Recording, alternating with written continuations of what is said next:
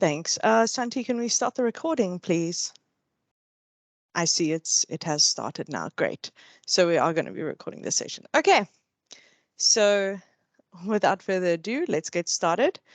So I'm just going to briefly speak about the two main things I'm going to cover today.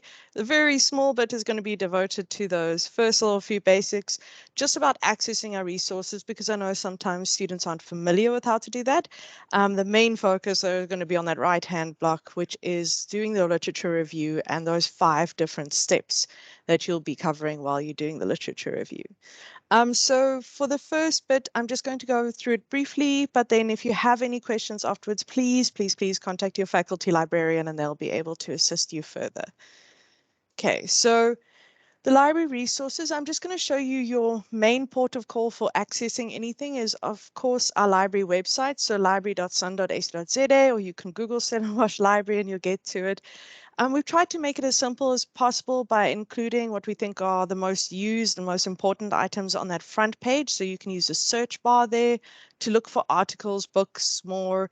You can use that Ask a Librarian box to ask a question in our online help forum. You'll also find our frequently asked questions there and answers to them. So if you feel a bit awkward that day, then you can just have a look there. Maybe someone's asked it and we've answered it already. It's also available as a chat function, so you can also just send in your question real time to us. And then your library guides. Just please remember to mute yourself. So then your library guides, that's really your how-to guides for each department. So it's subject specific for each different department in the university. And you'll also find your faculty librarian details on there as well. And then we do have like the library hours. We do update that constantly. So you will see our hours will change now for exams, for example. We've got quick links to things like interlibrary loans and the announcements that are on the front there. So that's really your first port of call for accessing our resources is our library website. Then the next thing I'm going to just show you is an example of what one of those library guides looks like. So this is one of mine for the genetics department.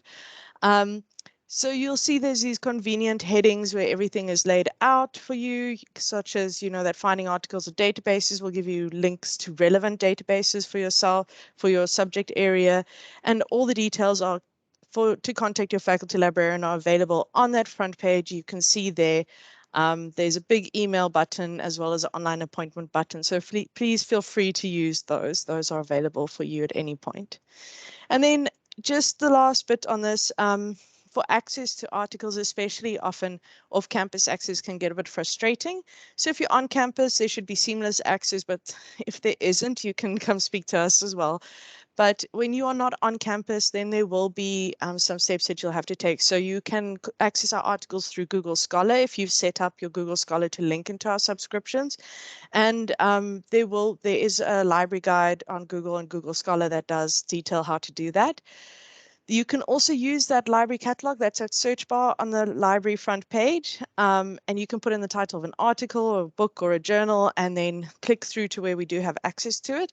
And then the last way, especially when accessing databases, like I've said, is your library guide. It's got all the links set up for off-campus access there. And the big thing is that for all of these, if you are off campus at some point, you will be prompted to log in, and it will be that single sign on that gray screen where you'll log in with your student number and password, like as if for Sunlearn, the same type of screen that you'll see. So that was just a very quick how to access our resources. If at any point you struggle, please speak to your faculty librarian, because it is really important to us that you do have access, and you're going to need it for your literature reviews. So we're now going to start with the meat of the day, how to literature review. So I'm just going to quickly discuss what a literature review is.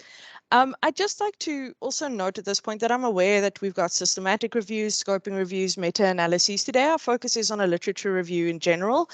And we do have a session later in the year on systematic reviews that we are covering. But if you are doing a specific kind of review, like one of those, then please do contact your faculty librarian so they can assist you with those.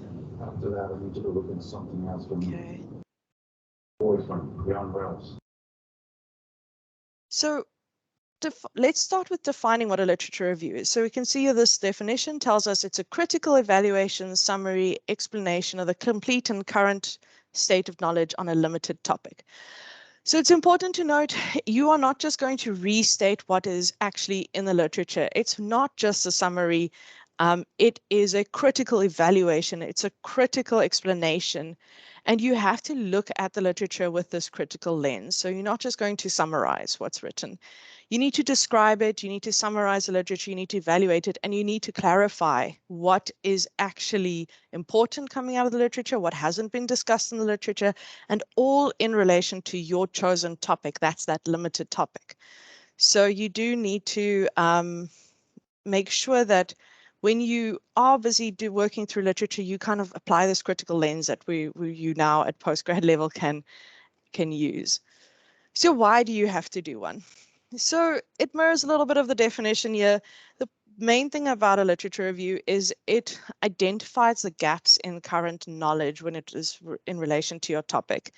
It also avoids reinventing the wheel, so it saves you wasting time researching something that's already been done. And in this way, it's also showing that you are building on a foundation of existing knowledge and ideas.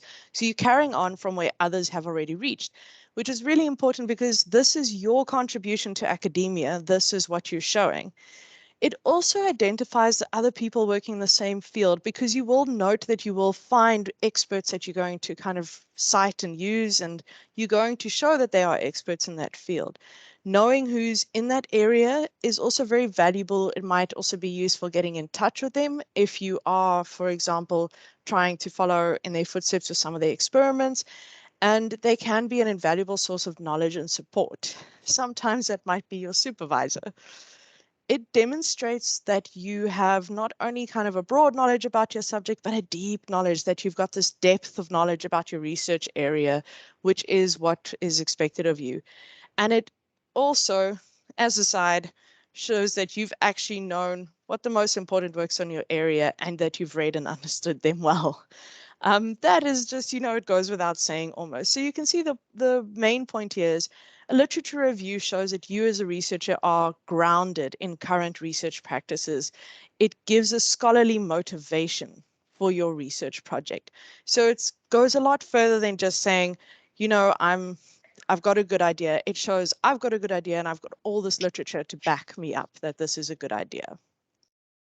So there are 5 sort of steps that we follow, because a literature review is a kind of journey. It's sometimes a long one, it's sometimes not a pleasant one. But as we all know, the secret to getting to a successful journey and getting through it is planning and preparation. So you can use these steps to kind of track that how far you are going through a literature review. We're going to cover each steps in detail. This is what most of today is going to focus on, all of the rest of today. But just know that these are the steps. So you'll start with, of course, selecting your topic. Okay. Just want to check at any point, are there questions now? Nothing from the chat, Elizabeth. Okay, cool. So please feel free to put things in the chat if you want me to explain anything or go over anything again. Okay. So a successful research topic, you might already have your topic in mind, or you maybe have an area that you're thinking of and you've got to kind of develop this topic. So usually where it starts is you get interested in this practical problem. Ideally for research, your topic should be where your interests, previous research, and societal interest overlaps. And this is really important because the topics, when we talk about previous research, you can see then we're going back to that building on what previous research has. So it's important to look at what topics have been researched on so you can do that. It's also important to note when we talk about societal interest that your eventual aim might be to publish an article or something. So you want a topic that has importance in the world, and that's where societal interest comes in. Your ideal aim is obviously the publishing of your research, whether it's just in the end your publishing of your thesis on the repository, or whether it is publishing parts of it in a research article. But you've got to have this thing that actually makes a kind of sense to society. And then the main thing is sometimes you might go, okay, I want to look at this. And then you realize it's so much more complex than you know, that perhaps you are wanting to look at something that you think is quite simple, but it actually is a lot more in depth than that. In that case, again, when I spoke about speaking to an expert, speaking to someone who's familiar in that field, and this is where your supervisor does come in, helps clarify those areas that you're uncertain about. So I will, I think I'll just put a disclaimer right now, because I'm coming from the agri-sciences side, my examples tend to be related to that field. So as an example, if you are wanting to research, for example, you want to research parasites on mice, you want to look at a specific type of mouse and go, what parasites sit on it?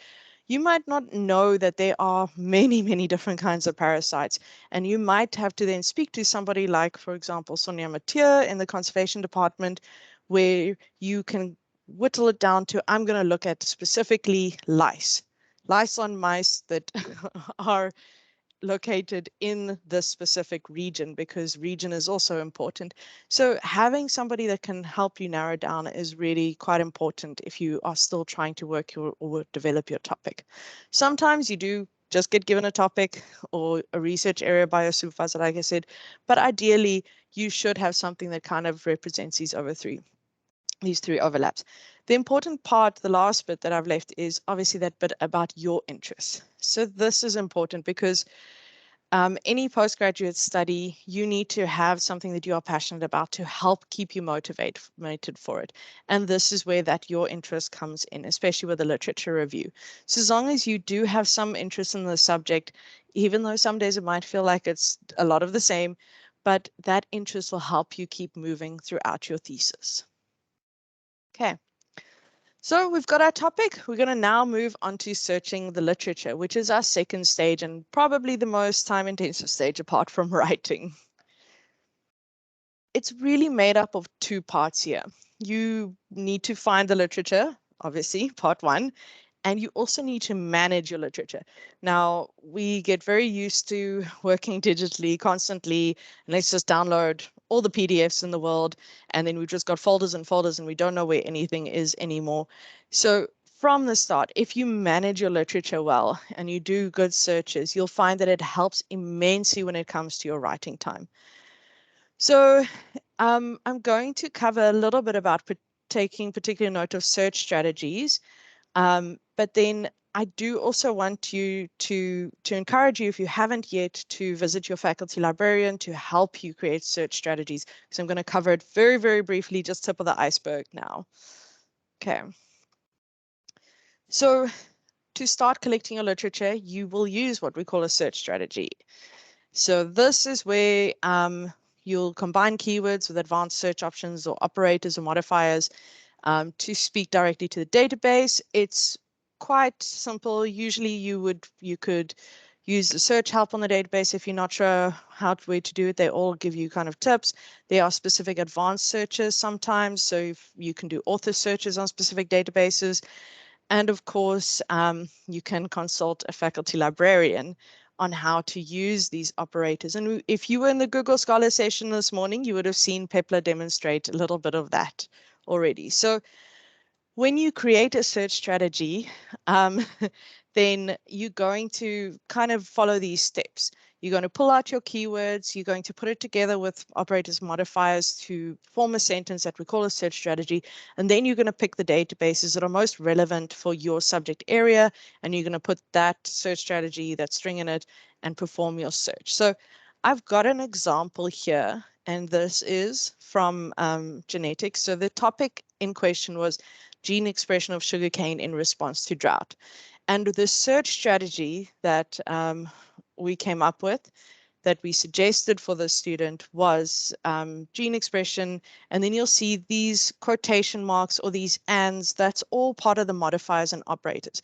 So if at this point those ands and quotation marks looks a little bit weird to you, don't stress about it. Make an appointment with your faculty librarian, and he can help you come up with a beautiful search string for your specific topic. Okay. So that's just want you to just be aware that you'll be using something like this because it'll make your search much more efficient. We don't want you to have to go through to page 2 or, heaven forbid, page 3 of Google Scholar if you're using it. We want you to get the right results without having to struggle through a lot of irrelevance. So this is where this search strategy helps. Okay. Then we have found a whole bunch of things. Now we have to start to manage our literature. So keeping track of it, basically. So there's a tool here that I suggest to students called a literature synthesis table. This helps you to see which literature to include and which literature to exclude quite quickly. So I will show an example of that now. You can also do much the same in a reference manager like Mendeley through using the notes fields or sticky notes onto the PDFs themselves. So you just still have to manage that literature. It doesn't help you just throw everything in Mendeley. And then really importantly, learning to skim read your literature at this point. When you are searching, you don't need to fully read an article. You need to read enough to skim read it through that you understand whether or not that article is relevant for your purpose.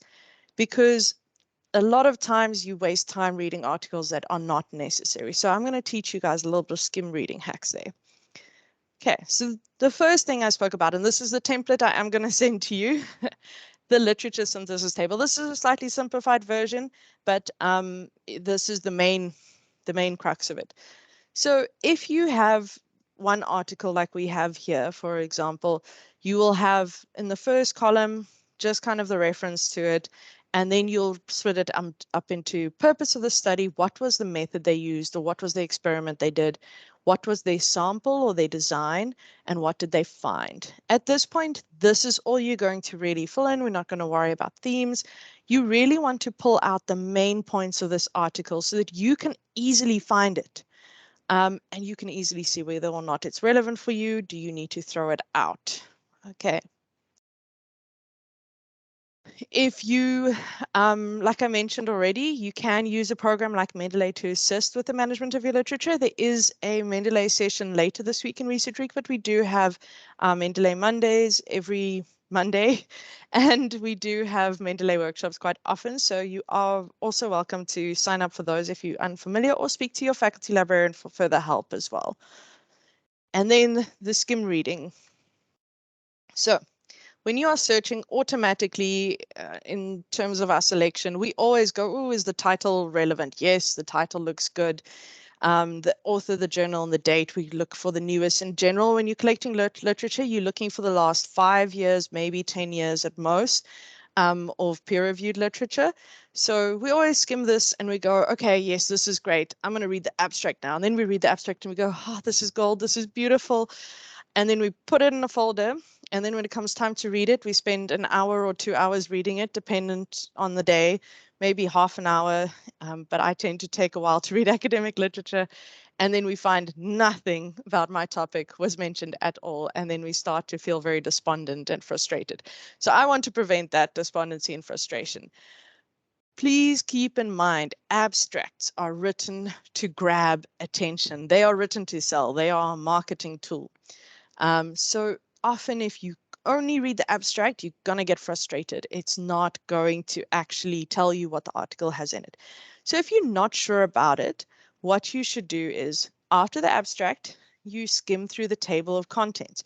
Now, most of the time, the table of contents might split it up into what we call IMRD, which is a general structure of an article, introduction, methods, results, discussion. But most of the databases now allow you to expand that outline and show the subheadings. So you go a bit further, look at the subheadings as well in the table of contents, and then it will tell you what the main areas are that they're discussing. If your topic is not in one of those subheadings, there's a good chance that that article is not actually relevant for you. After that, you'll read your introduction, and that's usually about a paragraph and a half. It says, this is what we aim to do. This is what the purpose of our study is. This is what we're trying to find. And then you read the conclusion and it says, hey, this is what we did. This is what we did find. This is what the importance is. And that summarizes kind of in 2 paragraphs, maybe 3, what the article actually found, what they set out to do. Did they get it? Didn't they get it? If you're still not sure, the first sentence of every paragraph. So this is what we call a topic sentence. It introduces what the paragraph is about. You can read an entire academic article through reading just the first sentence of each paragraph quite simply, quite quickly, and you will still have a very good idea of what is going on in that article. Obviously, when you're going to go through the critical appraisal of the article, you're going to read it in full. But right now, you really just want to know that you're not going to be wasting your time later on. So spend some time to rather skim read as opposed to fully read the articles when you are busy collecting your literature. Through using the skim reading, you can also fill out the literature synthesis table. So you will then note the main ideas. You will be able to actually then start to fill those little columns in. And it's really important. You are not looking for absolutely every article ever written on your topic. You're looking for what we call the seminal articles of your topic, which are the main big idea articles. And you'll find those ones because they'll often be constantly referred to. They will give you the idea of a main academic opinion about the topic. And you're looking for the most recent articles on your topic.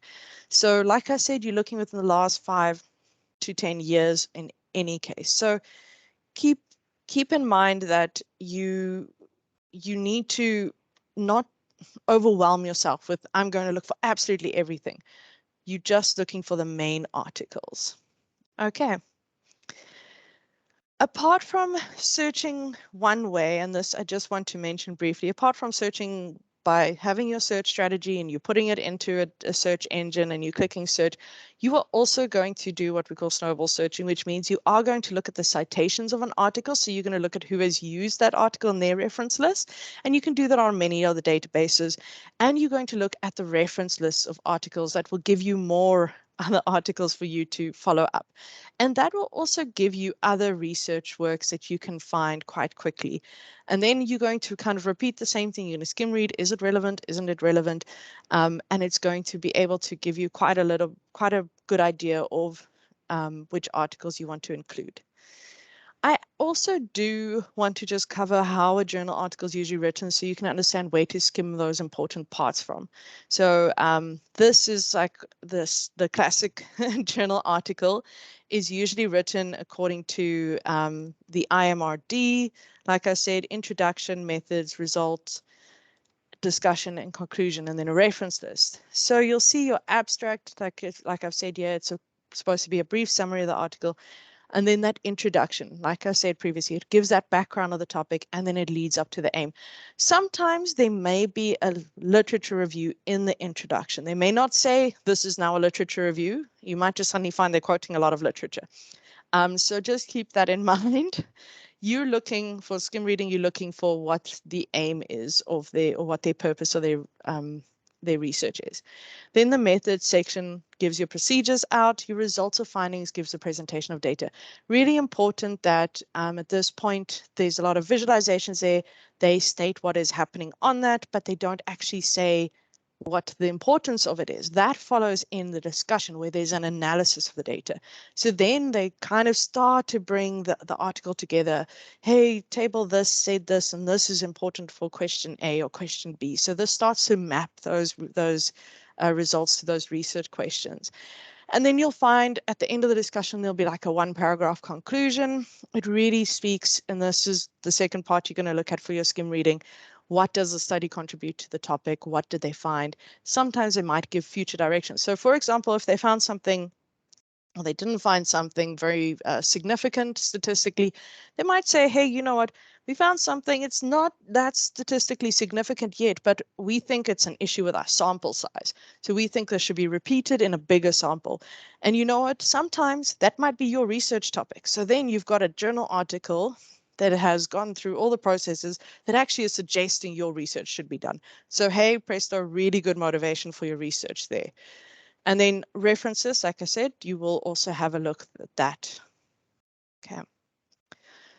So we've now collected, we are managing our literature beautifully. And at this point, you might start to go, I am just finding the same articles and I'm just reading the same thing over and over again. And I feel like I'm eating and breathing and sleeping my thesis. You need to stop, take a breath, and you now need to move on to evaluating your literature. And this is really that in-depth part that gives a little bit of critical appraisal to the literature as well. So through evaluating it, what you're trying to do is pick out the main points of your literature. You're trying to group it. So you've got like group A, all deals with theme 1, group B deals with theme 2, group C, you get the point. And these different things speak to your research topic. What I often point out to students is that when you are busy pulling out those keywords for your search strategy, you'll often find that those keywords actually correspond with the themes in your research. So quite easily use those, don't do the same work twice. At this point, if you still haven't started to fill in a synthesis table, you still haven't started to make notes, then you can do it at this point. Evaluating the literature really gives you a lot of insight. It starts to develop that golden thread relating to your research topic and showing what the argument for your research is. You will also start to evaluate the literature to just double check that the literature is credible, gone through all the right channels where it's from. So there's a couple of ways that we look at it. Like we've pointed out from the literature synthesis table, you'll fill in those details, but you also want to look at what the purpose of the article is. Why was it written? Is it to persuade the reader to do something? Is it to inform? Is it to prove? You want to look at who was it written for. So obviously at this level, you are expected to rely on something that's written for the academic community. If you are relying on something that is not coming from not aimed at the academic community. So for example, if you had to look at a book that was written, a textbook that was written aimed at grade 3, for example, that's not the right audience. You are looking for the textbook that is perhaps aimed at a university level. So keep in mind what the type of audience for who the person is writing. And then really importantly, is it a scholarly work? So you need to make sure that what you're relying on is a scholarly work, that it's gone through either peer review if it's a journal article or a conference proceeding, that it actually has, if it's a book, that it's gone through the academic book process, which means editors, etc. And then you start to notice things like, is the material organized and focused? Is it understandable? Now, I mean, it's academic work. That's sometimes a difficult question to answer, but you should be able to understand it. You should be able to kind of follow it. And then really importantly, is it original research? Is it a review? Or is it an informative piece? We get 3 types of articles in general. We get what we call original research articles, review articles, and informative articles, or short pieces. Now, your original research articles, they give something new. They say, we did this, we looked at this, this is new information, this is brand new information. We're showing it to the world now. A review, like a literature review, is been a literature review that's published. Sometimes it can be something like a systematic review, so on, but it doesn't have new original research in it. They haven't done anything except collate all the previous research on it together and show it in relation to their question. And the last one is an informative piece. Now, sometimes this is something that is written to say, hey guys, we have just started this topic or this experiment, and it kind of looks promising. So we're going to let you know so long that there's something exciting happening here. But what you want to do is, if you've realized you're using an informative piece and say now that comes out of 2016, you want to then go check by the same authors. Do they have an original research article that followed that piece? Because you want to rely on the stronger piece of research. So the original research will obviously have a lot more details about the experiment, a lot more details about, kind of what you actually, what was actually done. And that might be really important for your thesis. Elizabeth? Yeah. If I can interject, there's a question. Out of curiosity, are we allowed to use grade literature for our thesis? That is very discipline specific. In general, yes, but it is dependent on the grade literature. So if you are coming from economics, for example, you will be probably using company reports, or you'll be using kind of those kind of things. The same with if you're coming out of law, you might use things that are called white papers or parliamentary committee notes or things like that. From the sciences side, industry reports, which is grey literature, you might need to use those. So yes, you can definitely use grey literature.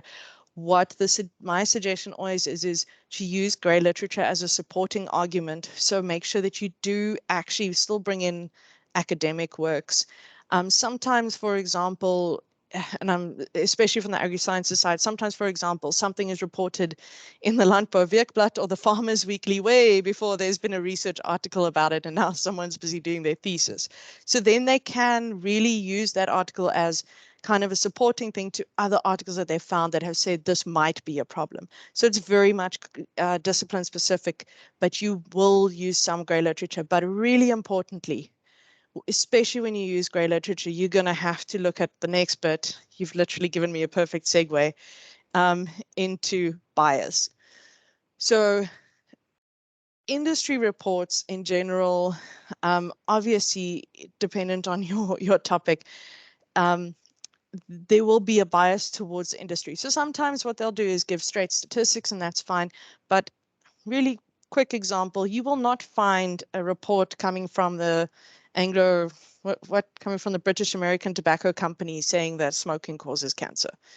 There will not be a report coming out of their thing. There might some, we can have a look, lung cancer. You can have a look at the literature. You'll find academic literature that says it, but your company report in that state won't say it because they have a bias towards their own product. They're not going to put something out there that's negatively affecting it. So in this way, you will just have to be quite careful about your grey literature. Also check up to date, out of date. Is it a timeless article? We spoke about the seminal work. Sometimes you get something that will be referred to that's coming out of the 1970s, and everyone just refers to it because that was the latest method, or that was the last person to actually set things in stone. That's fine. It's a timeless article. You really just want to make sure that what you are using, like I said, is not out of date. So you can use these seminal or timeless ones, but you want to rely on that up to date. Ideally, the last 5 years. You can stretch till the last 10 years. Sometimes there's fluctuations. So the last time something might have been written about was, say, now 2012. So don't freak out then, just go, okay, cool, that's the last time it's written. Then moving on to that next one, authority. So who's writing this piece? Is the author an expert in this field? What else have they written? So I like to joke with my colleagues, I'm something of a scientist because I'm technically a library scientist. That's our discipline. But if you had to actually, if I had to go into and write an article about anything happening in a lab, I wouldn't want you to rely on it. Let me be very frank. My background is in library sciences. My background is not in a lab. So you want to make sure that it's written by someone who knows what's going on, where they actually work. Are they employed in a research unit where they're actually currently researching it, or they researched it in the past? Are they employed at a university? And you will also see whether or not they've won awards. Sometimes that'll just give you an indication of how they actually are regarded in the academic community. So you really want to make sure that that author is someone you want to rely on. And then this last one just seems like, okay, yes, of course, but it's so important. Is the article relevant to your research? Is it fully relevant? Is it a little bit relevant? Or is it like a high-level overview, a Wikipedia front page relevant? If it is fully relevant, then yes, we include it. And we're going to read it beautifully and critique it beautifully and everything. If it's only a little bit relevant, we're going to stick it in a maybe pile. And if it's a Wikipedia overview, we're going to also keep it in the maybe pile, but like a maybe pile. The reason for this is often you get sidetracked through irrelevant articles. So something that is partially relevant might throw you down a rabbit hole that means that for the next month, you're going to restart researching your side discipline and not your actual discipline. And that happened to me when I did things. So you really want to make sure that you only rely on things that are actually very relevant to your actual topic, not something that speaks about it in one sentence and then just lets it go. So that is quite an important question. Pepla, are there any other questions? None that I can see, Elizabeth. I think we can go ahead. Okay, cool. So the other thing that I always suggest to students, I mean, like especially when you're working on computers all day, maybe letting some creativity out is a good idea, is to use a mind map. Go back and get some nice colored pens and release your inner 5-year-old and structure everything out in a mind map according to your different themes. By the time that you've actually started to read quite a little bit or start to read, you'll pull out the main themes, like I said, of your topic, and you'll also start to see that it actually corresponds with your keywords, like I've mentioned. So you can do these kind of mind maps there's a thing called CMap tools. This little one here used PowerPoint, and this topic had to deal with the pest analysis with regards to exporting citrus. It specifically was looking at market regulation. So this is a slightly economic thing here. But you can see it was split into, your pest analysis was the one topic, one subtopic or one theme. And then you've got market, and under market, you've got regulation, and you've got other things as well. And then you've also got South Africa specifically and citrus and so on. So what you would then do is say, okay, around the topic of pest analysis, we've got head et al. That has written a whole book about why pest analysis is good. I'm going to use that. And then we've got in market regulation, De Jong and et al. Has written a whole article, and I'm going to write that next to that so that I can see where my literature is. You're going to do much the same. I mean, you can see much the same in the literature synthesis table. It just sometimes is maybe a better idea to see it visually. It really also starts you to help you to structure your literature review, because by the time you write, these are going to be your headings and subheadings, and it means that your literature review flows and is much easier to read. It also lets you highlight, okay, I don't have much literature about this one section. I maybe need to go back and repeat my whole finding, everything, but in relation to that specific topic, that specific section. So I can double check whether or not there isn't maybe something I've missed out there. And then once you have kind of now evaluated, you've been filling in your synthesis table or making your notes and doing your mind maps and putting it all together, you're going to take a step back and you're going to just look at everything you've collected, and you want to try to start to see where all the puzzle pieces fit together. So ideally, the idea is when you start to look at everything that you've collected, that your research project should be the overall puzzle picture so that you can see that relation to your research project at all times. And this is basically where you'll start to fill in your themes for your literature synthesis table.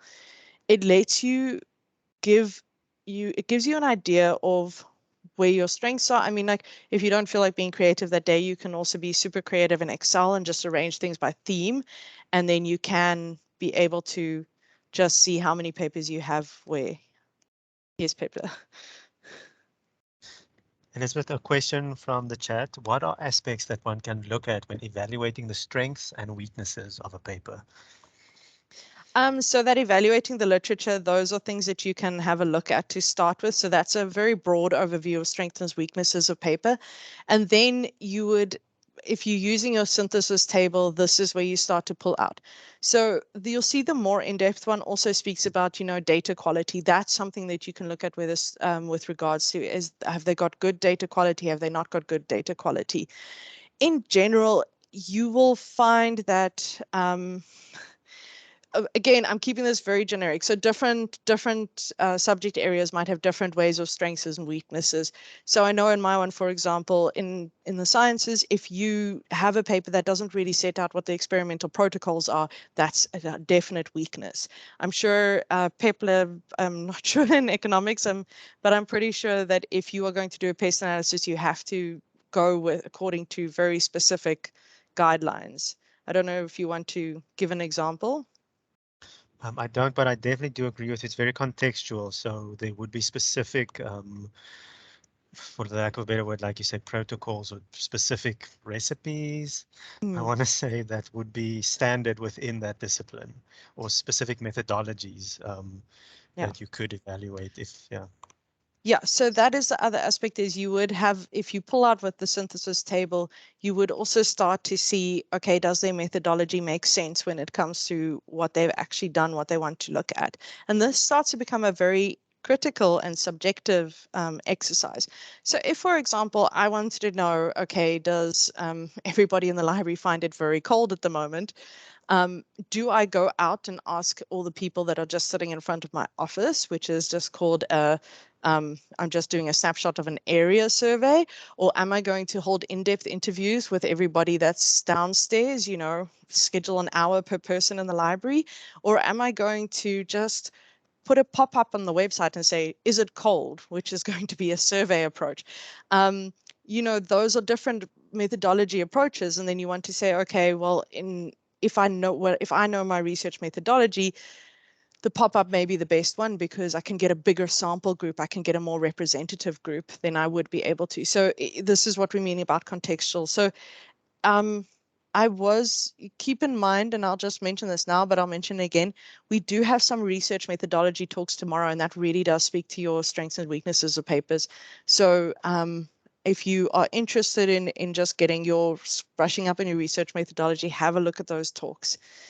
I hope I've answered enough of the question. Okay. Elizabeth, before you go on, another question. Yeah. Can you reference other literature reviews in your own literature review, or should you find the original research article? Oh, you skipped all the way to the end now. So in general, no, you never refer to a secondary source. So what I always say to students is, what is the sentence that you're trying to reference, right? So in another review, if you are somewhere there in that beginning where they're busy saying what other people found, no, you're going to go to that paper that they mentioned and you're going to reference that. If, however, you're at the end where they are starting to bring it together and they are busy now presenting it in their own ideas and their own frame, then you are going to actually reference that review. But in general, always you will find the research article. Hi. Sorry, Elizabeth, I just wanted to add, so I think this also speaks to the criticality. Remember, for your research, you want to be, or for your literature, you want to be critical. And I think the biggest problem with doing something like that is just following someone else's literature review is, firstly, it's not following your own questions, but also it doesn't show that you've read, and also that you aren't sure that they have actually accurately represented what this person has written. So you always want to make sure that that happens as well. Yeah, Thanks, I Elizabeth. call it playing, you are playing broken academic telephone then, if you're going to do that secondary citations, which means the worst is that they might actually like pull out the main one point out of that whole article, but the rest of the article that they're referencing may actually negate your research project and say it's not worth studying that.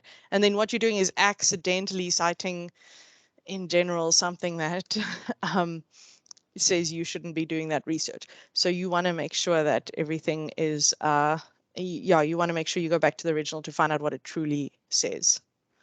Elizabeth, then there's another question. What if the original article is older than 10 years? So like I said, that 10 years, Final the 5 to question. 10 years in general is a rough guideline.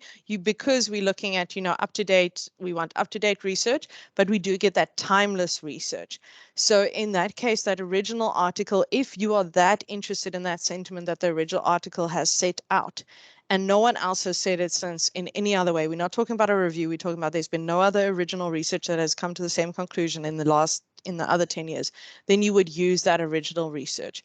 An example, and this seems absolutely something really silly, for example, so we in the library, we hold what we call reference reviews with clients. That's the reference interviews with students. So that's what the official term is. Now that official term was coined in the 1970s. There has been nobody since then that has actually updated it.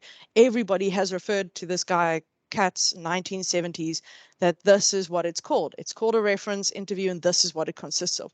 So you then refer back to Katz. You have to refer back to it, even though it's 1970s, which is now 50 years ago. Oh my goodness, 50 years ago. That's fine because no one else has built on that definition since then. No one else has built on that knowledge since then. But if you do find that there is more building on that knowledge, and this is where if you are looking at a literature review, get to where they start to pull it together, because maybe there is a point there where they bring it much better together. And it's not just referring to that one article, it's actually putting it together in a new and original way. And then you can reference that literature review because you're referencing their idea. We all good? Pepe, any more questions? Yes, I just added that you should also never forget about cited by or using snowboarding to find more recent articles. Yeah. So looking at the cited items. Yes, thanks. Okay. So then we get to what we call critiquing the review, critiquing the literature. Oh, critiquing the literature. This really is just a high level one, and it's really to determine where we sit in terms of our collection and management. We want to look at everything to check we've got everything covered. We want to make sure that all aspects of our research question have been covered by literature. And if at this point we see any gaps, then we have to go back, redo steps 2 and 3. Like I said just now, you go and get more literature, or you go and look for more. So the first thing you do is go, what do I understand now about my topic? After everything I've read, do I now feel that I actually, having read all of this, do I feel equipped to answer my research question? You are obviously not, you're not going to get an exact answer to your research question. You still have to do your experiment. You still have to do your actual original research, but you should be able to kind of see where the trends are going. You should be able to see, ooh, okay, the trend line is going and I can see the direction it's going in. If you feel satisfied that you can see that, then start to write.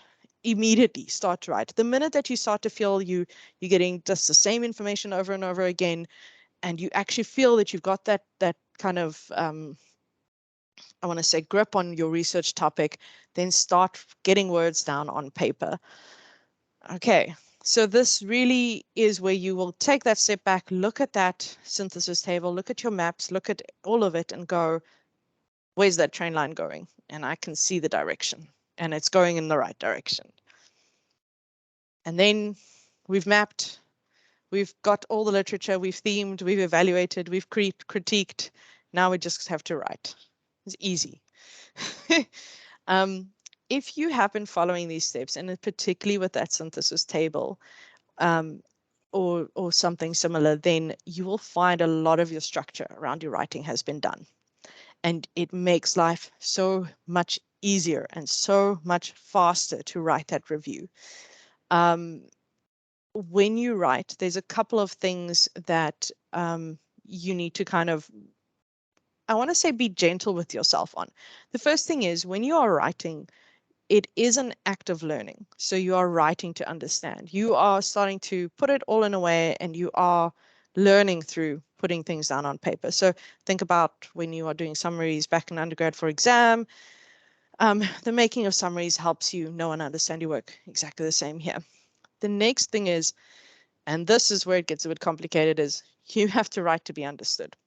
So somebody else needs to be able to read your work and understand what you've actually written. Especially important if you are stuck on a specific section, then leave that section, skip 5 pages ahead to a different one where you feel much more fresh, or more like fresh eyes is the best thing I can think of, and actually start there or get help editing. We've got a wonderful writing lab that is very supportive. Go to them, get some help, get a friend that you go, hey, help me read this section and I'll help you, a thesis buddy, proofreading buddy. And all they need to do, they don't need to proofread it in detail. They just need to tell you, I understand, or I don't understand. And if they don't understand, you're going to go back and you're going to edit it, evaluate it and edit it and fix up. Now that write, evaluate and edit, you're going to do constantly. And a part of this is also your supervisor will give you these critiques to help you be able to make it all understandable. It really is important that you note that academic writing is a skill. It's not something that some people are just magically born with, and it is something that has to be developed. It's a habit as well, just like going to the gym. It's a habit. You have to get into it. It's not easy just to sit down and have words flow out of you, and it's amazing and wonderful. So the next thing, which here you can see, is just write early and write often.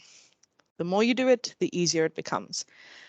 I was told, just like a doctor, an apple a day keeps a doctor away, a paragraph a day keeps a supervisor happy. So make sure that you just get that paragraph down. Now, sometimes that might be something, you might not be a paragraph, but it might be putting your headings down and actually putting it in order, or it might be just jotting down, you know, bullet points. So this is where we talk about You don't have to get it right first time. No one is going to see it until you send it to them. Don't worry about it, what it looks like. Just get it down on paper. You can start where you feel most confident, where you feel like the most clear about that section. So you don't have to start at the introduction. You don't have to move like systematically down. Start at the, like, obviously not the conclusion, but you might want to start there, but start like in the middle and say, I know a lot about this one theme. So I'm just going to go for this one theme and I'm just going to bullet point it down. And then you take those bullet points and you flesh them out. You start to actually put them into sentences, and then you start to reorganize the sentences so it makes more sense. So keep in mind, you're going to be editing things. It doesn't need to be perfect. Just sit and write. The more that you don't do it, the more it becomes like a big block. And there are so many helpful sessions at the university to help you to sit and write. And I do have some at the end about that. When you are writing, the main points to remember is you need to have what we call a golden thread, which is an overall line of argument running through the paper. So that is very bluntly your research question. So what should be highlighted constantly with your literature review is how what you've collected relates back to your research, how what you've collected either corresponds with what you're researching, highlights a gap with what you're researching. You need to constantly bring it back to your research. And that was why that I said that most important question was actually how much does it relate to your research? Then you need to have a good structure for your documents. Having good headings and subheadings makes the reading of it easier. It creates a much better flow. And then keep in mind, there is often looked at your bibliography or references first. Your supervisor is an expert in the field. They will quickly be able to tell whether or not you've done your homework properly and grounded your study in all the academic research that you've needed to. And they sometimes forget they sometimes send you out into the world and then you come back and then you say, this is my basket of berries I've collected. And they say, but you forgot the raspberries, which is the most important berry of all. So keep in mind that you need to show that you've got that good engagement with the existing literature and you've done your homework there. Which is why I did show a little bit of searching tips. So please speak to your faculty librarian if you're struggling. You will never quote blocks of text from an article. You have to show that you've thought critically from an article. So if you've summarized it in that literature synthesis table, you'll find it so easy to avoid this. But if not, make sure that you paraphrase. The exception to this rule might be a definition, for example. So that might be one line that you quote and keep it to that amount, or you pull out that exact phrase that you want. But in general, you're not going to quote something. It looks like you're lazy writing because it looks like you haven't engaged critically enough. The next thing is there can't be enough emphasis on getting your formatting right from the start. It takes a lot of time at the end to suddenly have to format everything into the correct document, the correct things in your document. And having good formatting, your page numbers, your margins, your headings are all there. You've got a working table of contents, for example, your references right. It makes it very difficult to read a paper when the person is focusing on grammar or focusing on spelling or focusing on referencing, and you forget what the paper is about and you focus only on the bad things, which is formatting. You might have literally the next Nobel winning prize hidden in all of that, but because you've clouded it with this sloppy presentation, then it gets hidden. So there are multiple workshops to help you with that as well. Don't let your paper be a diamond in the rough. Polish it up from the start, let it shine out, because it is a lot of work that you're putting into it. Don't let it be let down by something like that. And then this is already answered. So don't refer to secondary sources. You always go back to the original article. Like I said, you may also then quote something that someone else has referenced wrong or interpreted wrong. No academic broken telephone. Okay. Are there any questions at this point? I am going to now just give some basic structures to help, but I just want to check if everyone's still good. It would seem so, Elizabeth. Okay, hopefully good and not terrified. Got Okay. it. Thumbs up, so it looks good for now. Yay. Okay. So I'm just going to cover what your introduction should include, what the body of the literature should include, and what your conclusion should include. So in general, your introduction to your literature review kind of explains what the focus is. It establishes a little bit of why you're looking at that subject. And it upfront says whether or not this is a well-researched area or anything, for example. So I'm going to use a very contentious, contentious, maybe what, 10 years ago now, topic here was when Tim Noakes wrote his first paper on banting. He was very upfront that there has not been research done. And for example, you have now got, this is now new research and they're challenging the previous status quo. So, or recent research that they've looked at that's now erased, and then they went into the whole sugar thing. So in that way, you kind of do that. You can also at this point give a little bit of background or history to your topic if needed, but you really are just explaining what the focus of your review is, and what it will conclude is with a purpose, kind of what the purpose of your review is, bringing it back to your research topic. Pepler. Just one question, quite a good one, I think. What if there's new literature after you've started with your writing? That's fine. You're gonna then read through that literature and check where it includes. So something I always encourage students to do is once you have a search strategy, most of the databases allow you to set up a search alert that relates to that search strategy. And that means that you get an email at a date of your choosing. Most of them let you pick the day. You get an email that alerts you to any new research that you actually that matches your topic. Because bear in mind, a literature review is not something you are going to finish in a month or 2 months or even sometimes a year. When we talk about your literature review has to be up to date, we're talking about up to date to the date of hand in. So before you hand in, you have to go back and check whether or not new literature has been published. And there's a good chance there has been, because sometimes it doesn't take a year to do a master's or even 2 years or more. Sometimes it takes a while, and then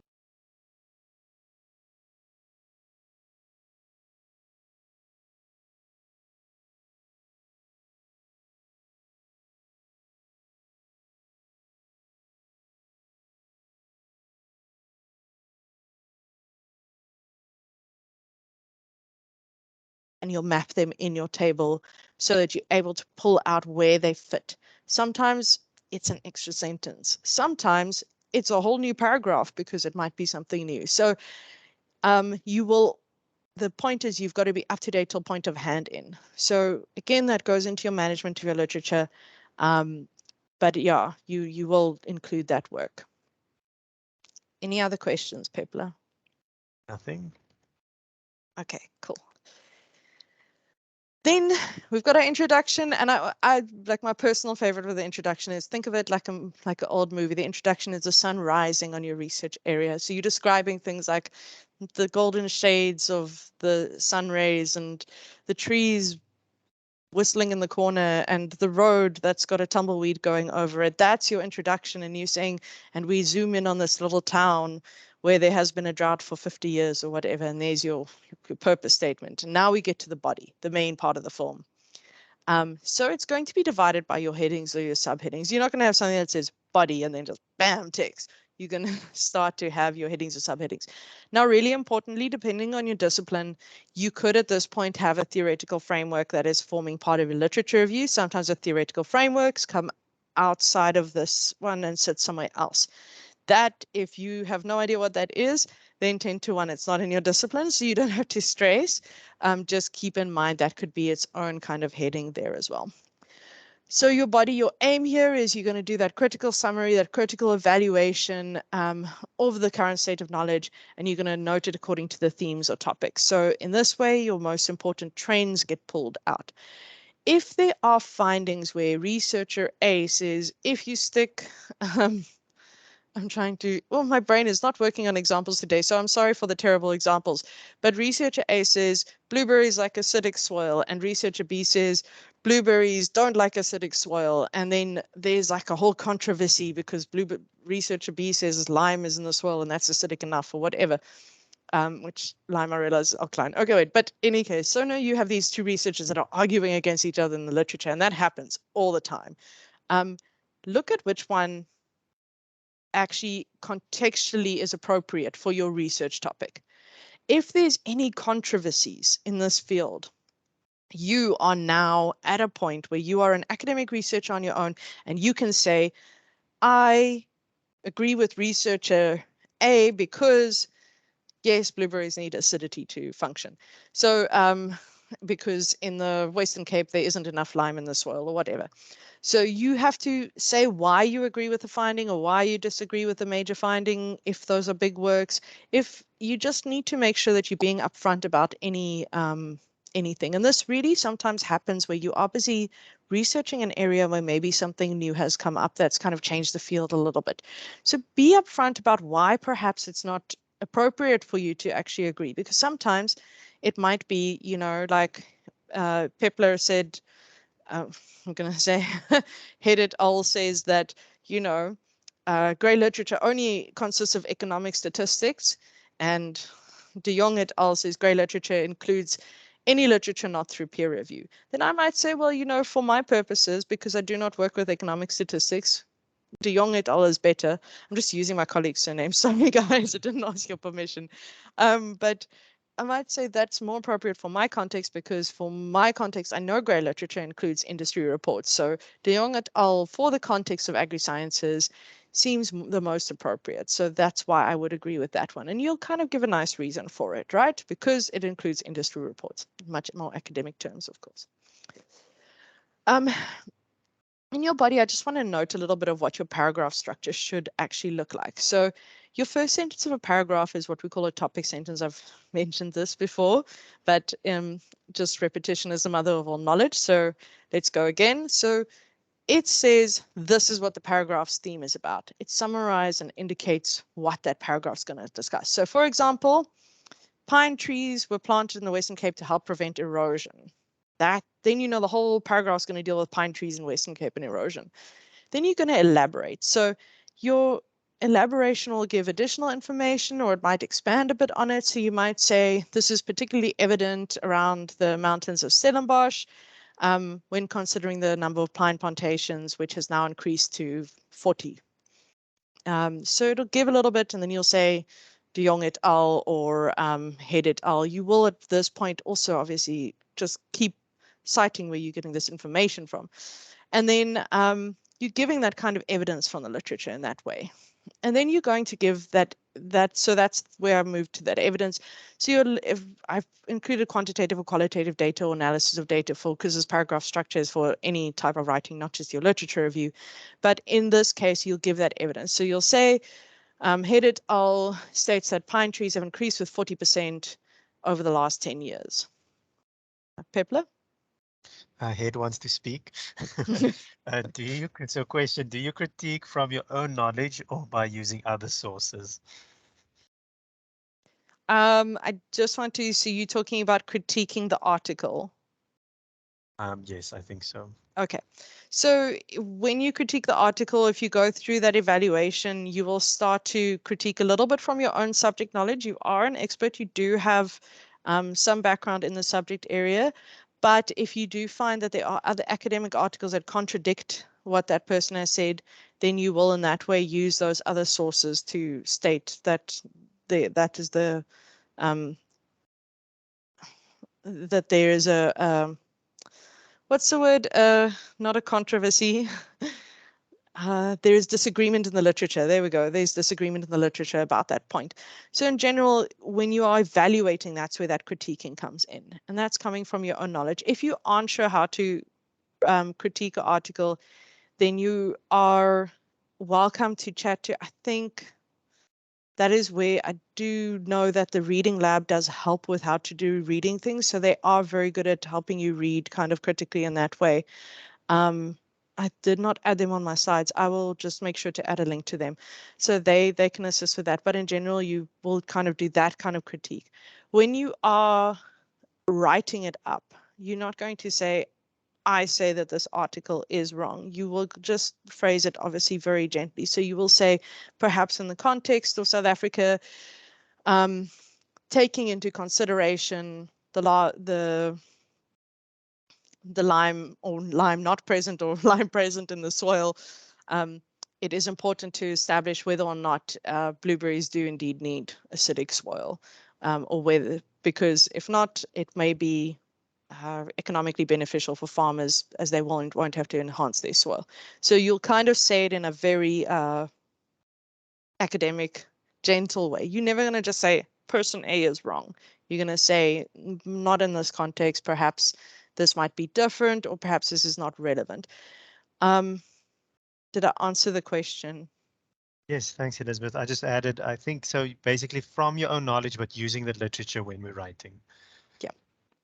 Yeah, it's a little bit of like a quid pro quo there, because you've read so much and you've got the background, you are an expert as well. Okay, so we're at evidence. So, you know, Pep Head et al. Says it's grown by 40%, the number of pine plantations around Stellenbosch for the last 10 years. And then we go link and we say, this is important to note as perhaps this has a negative impact on the fynbos in the area. And then our next paragraph will then speak about fynbos has diminished by 40% in the last 10 years, for example.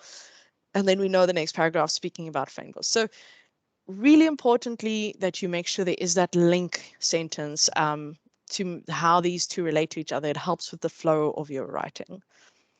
And then when you take a step back and look at your body, you need to really have a look that you are following what we call the funnel approach. So this topic was cold storage positively impacts the protein market through lengthening their shelf life. Basically, if you stick proteas in a fridge, they'll last longer, which means that people can sell them for longer, but in a very beautiful academic way. So obviously, in general, you're not going to start with fridges help proteas. You're going to say, what is a protea? We're starting with that whole introduction. You're starting again with that, remember that scenery I spoke about. Proteas are part of the Cape floristic region, only found in the Western Cape of South Africa. And then you go further. So we say, okay, we've given you a nice background. Now we're going to start to introduce you to that middle bit where we talk about what is cold storage. What types of cold storage do you get? What different methods are there? And specifically for proteas, what kind of methods are there? And then what is the effect of this on flowers? What is the effect of cold storage on it? It's really easy to see when you put your headings down, whether or not they go from the general to the specific, and you can rearrange them quite easily. So having a good table of contents or having that table of contents set up in your formatting helps a lot because it gives you that navigation pane. And then right at the end, obviously, it's going to lead to your research topic where someone reads your literature review. They're like, oh, of course, it seems like they need to look at whether or not sticking things in proteas in a fridge actually does make the market better, because you've given them that kind of beautiful background and you've kind of emphasized that research, your research question throughout. So you really want to make sure that your body and in general, your literature review follows this general kind of funnel, general to the specific approach. And then lastly, you're going to have a conclusion. So the conclusion says, we've discussed, I'm just going to stick with my proteas. We've discussed cold storage and proteas and you know, protea markets and everything. And we've shown that this is a massive economic area in the Western Cape. It's very significant to industry for us to look at whether or not fridges help. But no one's ever looked at whether or not fridges have helped, as we've seen. And you can see from all this previous research that it leads to my own research project.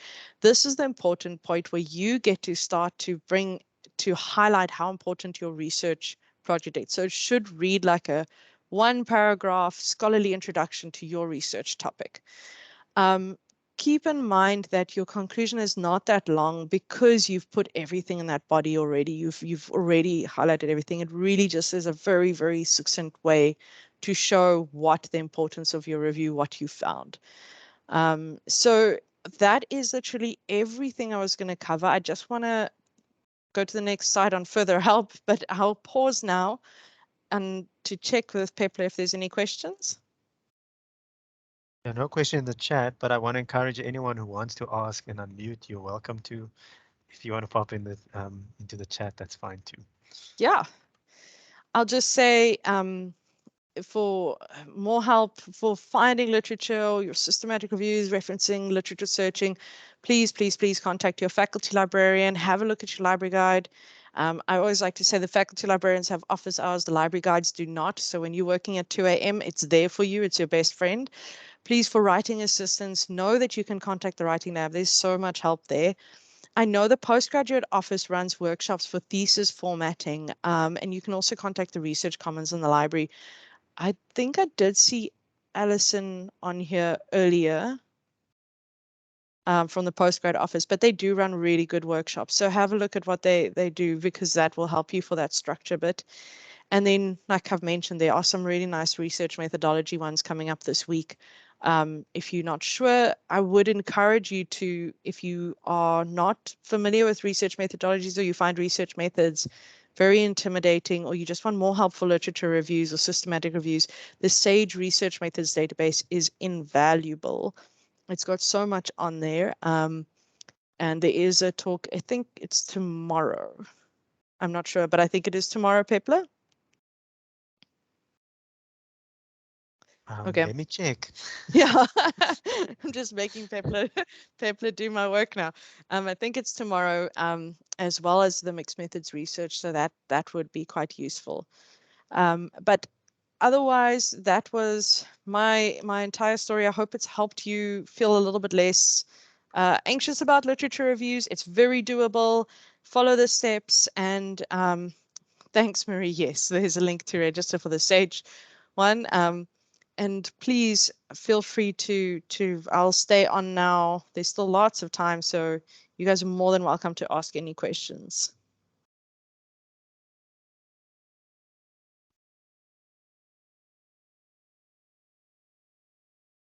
Ah, thank you for my hand clapping.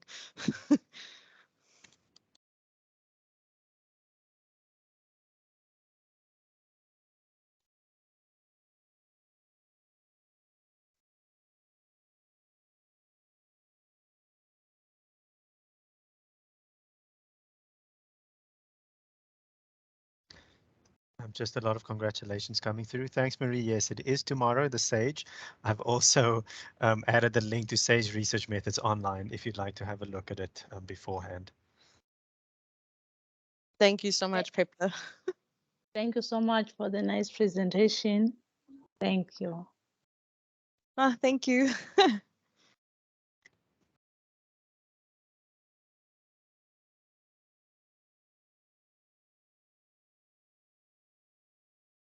So are you going to send us the recordings